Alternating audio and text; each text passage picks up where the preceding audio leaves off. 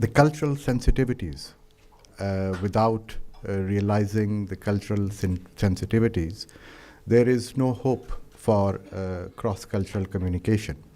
And that is why, for a diplomat, culture assumes an entirely different proportion. It was, if I may be allowed to say, it was diplomacy's role that the modern form of cultural studies perhaps were facilitated. I would like to quote the example of Edward T. Hall, one of my favorite cultural theorists, who came up with the ideas of high context and low context cultures. And it was during training the American diplomats that he came up with his theories and his books. So culture and diplomacy go hand in hand. There is one difference though. In diplomacy is conducted in an environment of what we call realpolitik. It is the realism of international politics which governs the diplomatic practice. And sometimes cultural issues complicate the calculations of realism. I will like to cite an example. In the year 2010, the US government, the US Congress, gave Pakistan aid in the form of a bill called Kerry-Lugar Bill. According to the provisions of the bill, under the Kerry-Lugar agreement, the government of Pakistan, the Pakistani people, would get $1.5 billion per year for 4 years. That was a huge amount. But surprisingly, as the bill was passed by the American Congress, there were public protests in Pakistan, street protests. People were protesting against America giving Pakistan aid. It was sort of a strange situation. A country is giving you free money, and that too, a substantial amount, and the people are protesting that they don't want the money. At the heart of the problem was cultural sensitivities. The language used in the bill was such that the people of Pakistan thought that they have been disrespected, humiliated in the bill, and hence this whole program of protests. The situation was so serious that the then Secretary of State, Hillary Clinton, came to Pakistan for about a week, and she interacted with people at every level: students, civil societies, journalists, every walk of life, common people. And she explained the position of the government of the US, and finally the matter was resolved. So this problem, this episode, gives us two lessons. One is that whatever the calculations of realism, realpolitik, culture can complicate the conduct of diplomacy if its sensitivities are not undertaken in view. Second lesson is that effective communication can bridge the cultural gap. So this divide between the realist calculation and the cultural emotions of a people is nothing new. I just gave the example of it on a smaller scale, but we are having this problem afresh today. And the theater for that, unfortunately, is Europe. The objective situation in the Europe has changed a little bit. Let me give you a few examples. Uh, Europe was about 25% of the population of the world, maybe 100 years ago. Today, it is perhaps below 7%. Europe is a traditional leader in scientific, technological advancement, innovation. But last year, the intellectual property patents in China were double the amount of all put together by the Western countries. The level of the rise of Asia, the population, the demographic change has changed the situation for European policymakers quite a bit. The most important element in this calculation, in the calculation of realpolitik, has been the concept of freedom and democracy.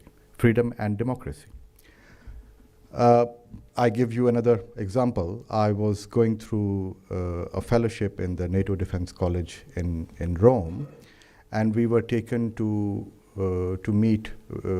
have meetings at the NATO headquarters in Brussels. And we had this conversation with the Deputy Secretary General of NATO, who is invariably an American diplomat.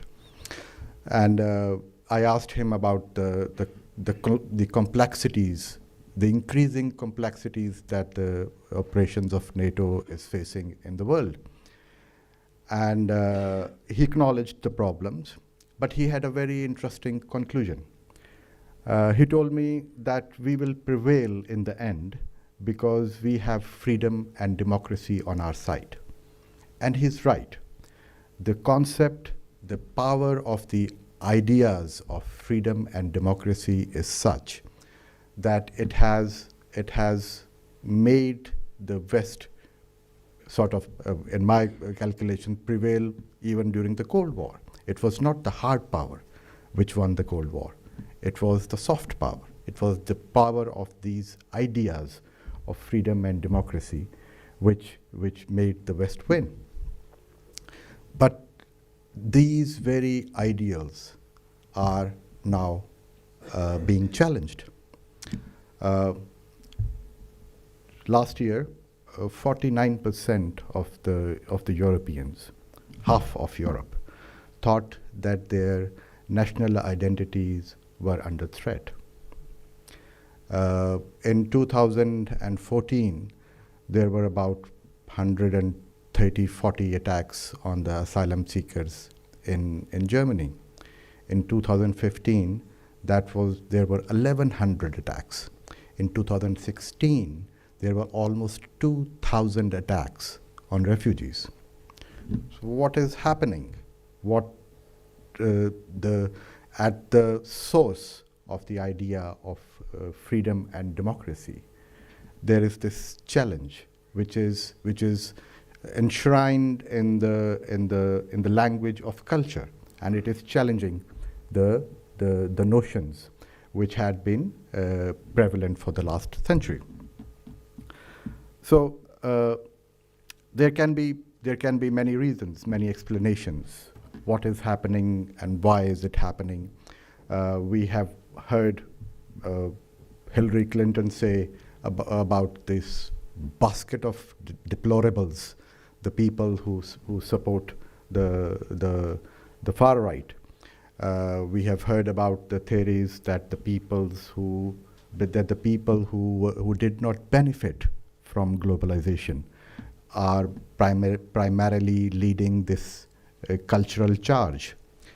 But the matter of fact is that according to the surveys, 80% of the voters of AfD claim that their financial situation is either good or very good. It is not, in the case of Germany at least, it is not the economic deprivation which is driving this cultural blowback. So for a diplomat, this is a very tricky situation. We work on the very simple, cold logic of national interest. We have no room for emotions, for words like betrayal and friendship, and these emotions are all there, but the affair of state are beyond these things. Traditionally they have been based on pure calculations of interest. Now that notion, that whole understanding is being challenged. And that, I think, ladies and gentlemen, is a very important point. The way these forces of what one German historian called, and I love the phrase, he said, this is the politics of cultural despair. And this is the challenge. The way Europe will deal with this issue will determine the shape of international politics for the years to come. I am personally hopeful that rationality will always trump, and the emotions will subside. But the fact remains that the outcome of this present stage in cultural politics will very much determine the shape of international politics in the next decade. Thank you very much.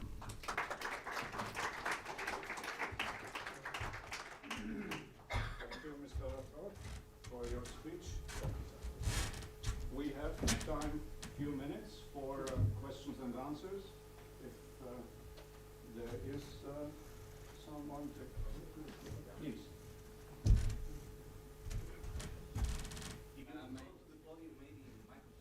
Oh, yeah. My name is Abdul and I'm from Afghanistan. As you said that people were sensitive against this Kerry Logar bill 2009, and people were against in their protest there. For me, it is interesting to know that you also received a lot of aid assistance during the Cold War and the war in Afghanistan against Russia. So why people were not, against that assistance, that is aid assistance, and why people were not sensitive against that assistance? Okay, Kerry Lugar bill, Pakistan's relation with the US are about 70 years old. And Kerry Lugar bill in 2009 and 10 was the first instance in 70 years when aid has been provided to the civilian side. This was the first aid package which the American government designed for the civilian population of Pakistan. Before in earlier days, all aid that Pakistan received was primarily in the domain of defense.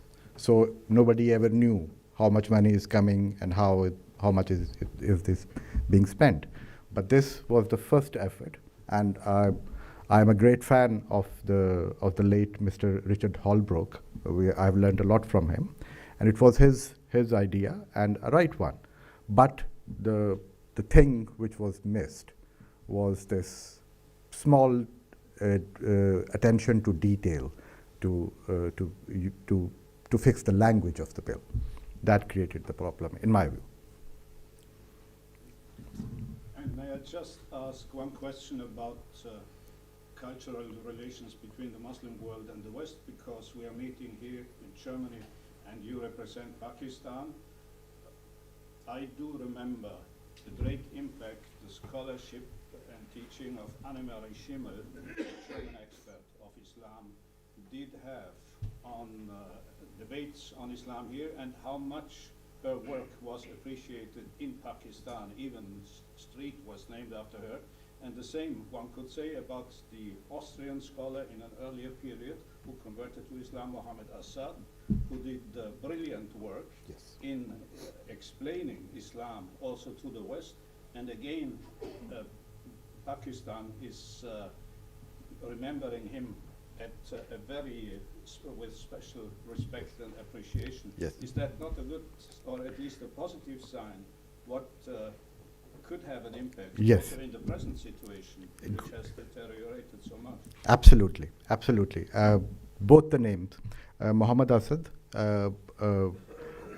I think if anybody is ever interested, the best translation of Quran in English is by Muhammad Asad, and that is because of his understanding of the language when he spent his days with the Bedouins in Saudi. Anne-Marie Schmill, amazing woman. So what did these, especially Anne-Marie Schmill, what did they do?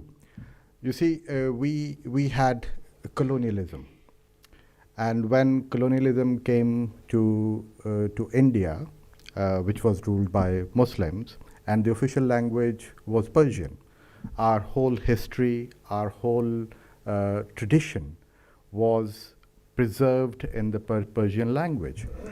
And when the British came, one gentleman by the name of Lord Macaulay, he, by the stroke of one pen, banned Persian, and English became the official language. So what it did was that it denied the subsequent generations of Muslims living in India with a connection with their past. So I can't understand Persian. Neither did my father and grandfather. And because of that, they could not read, say, Rumi. They could not read the text written by scholars 100 years ago. But what Anne-Marie Schmill did, Anne-Marie Schmill provided us with a bridge. Because of her work, people like me got connected with Rumi. They got connected with so many other writers. And these people brought our culture, our tradition back to us. And in the spirit of your question, sir, that is the only answer. Education, communication, and respect. That is the only answer to the problems that we are facing. And with the practitioners sitting here, everybody of us have a huge responsibility. So let's hope things get better, sir. Thank you very much, sir.